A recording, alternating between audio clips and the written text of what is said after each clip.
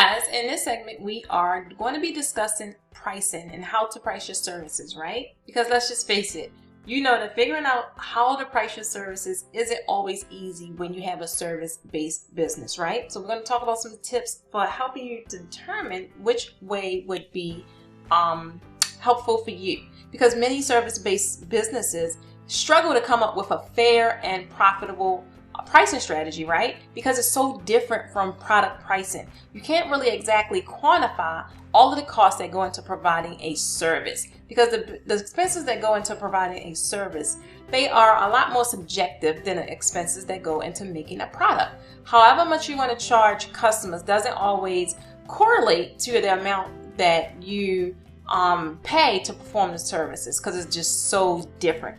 If you, let's just say, own a retail store, right? You buy goods at a certain price. To earn a profit, guess what? You need to sell those goods for more than what you paid. And you determine how to price a product according to its cost. Totally different in service-based businesses, right?